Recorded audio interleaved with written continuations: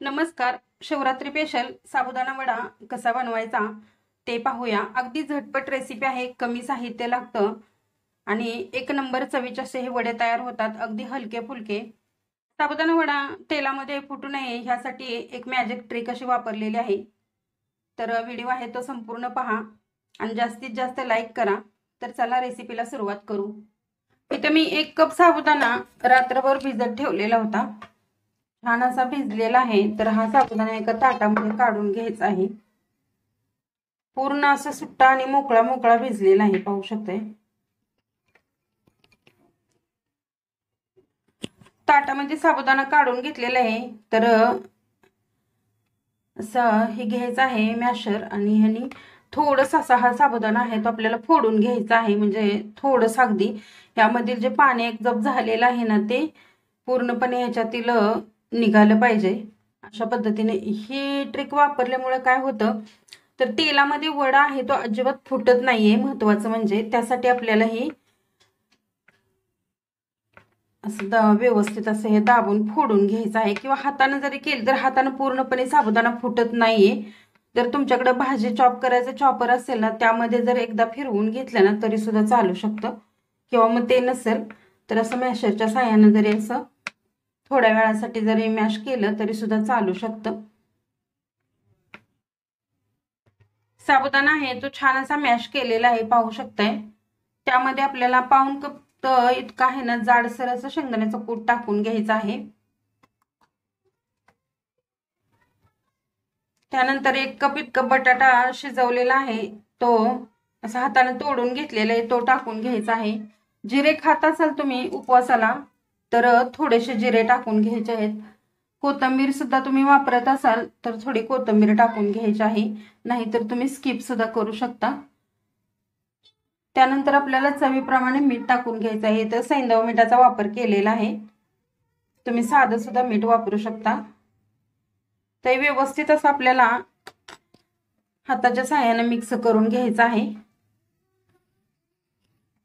त्यानंतर आपल्याला इथं ठेचा टाकून घ्यायचा आहे 1 चमचावर. तिखटाचं प्रमाण आहे ते तुम्ही तुमच्या आवडीने कमी जास्त करू शकता.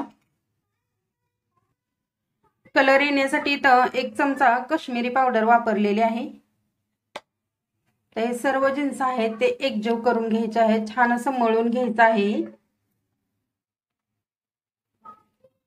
अशा पद्धतीने हे जे प्रमाण सांगितलेलं आहे ते अगदी योग्य आहे. अजिबात प्रमाण कमी जास्त नाहीये, बरोबर आहे, परफेक्ट अगदी. त्यामुळे वडे सुद्धा खूप छान होतात.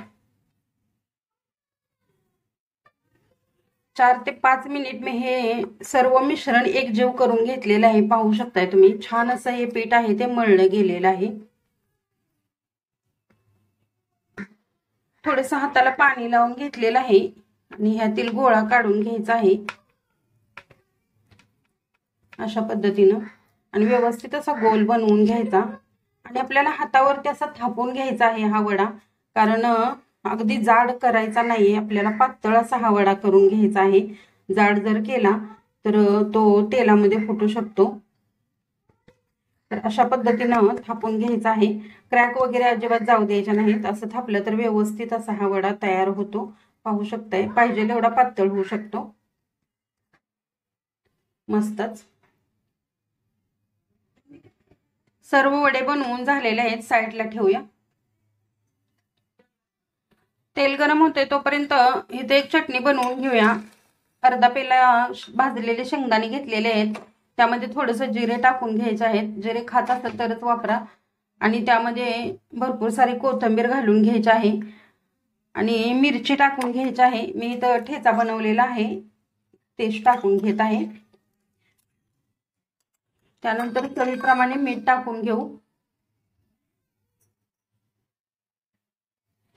यामध्ये आपल्याला 3 चमचे इतकं दही टाकून घ्यायचं आहे.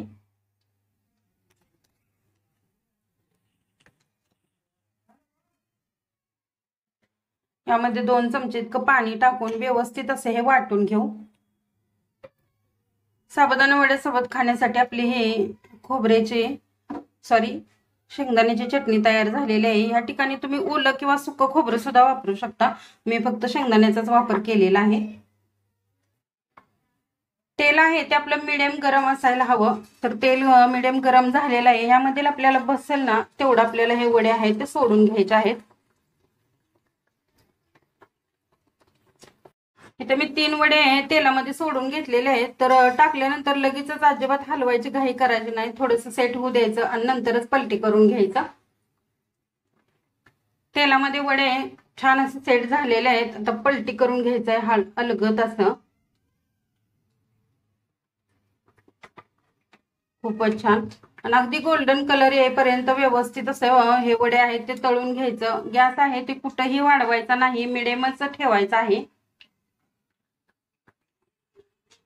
वडे तळले गेलेत की नाही हे कसं ओळखायचं, तर पूर्णपणे हे तेलाच्या वरती आलेले आहेत बघा वडे, अजिबात खाली नाही राहिले. तर हे ओळखायचं की वडे पूर्णपणे छान असं फ्राय झालेले आहेत आणि टम्म असे फुगलेले आहेत वडे. खूपच छान पाहू शकताय आणि कलर सुद्धा खूप सुंदर आलेला आहे. तर हे वडे आहेत ते आपण काढून घेऊ.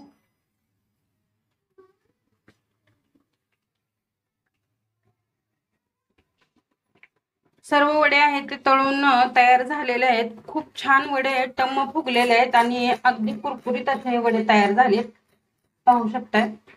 मस्तच असे आणि एवढ्या मिश्रणामध्ये 13 वडे आपले साबुदाणा वडे तयार झालेले आहेत.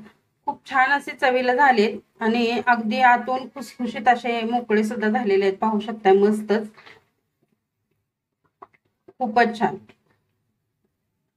माझी ही ट्रिक वापरून बनवलेले साबुदाणा वडे तुम्हाला कसे वाटले ते कमेंट करून सांगा. चॅनलवरती नवीन असाल तर चॅनलला नक्की सबस्क्राईब करा.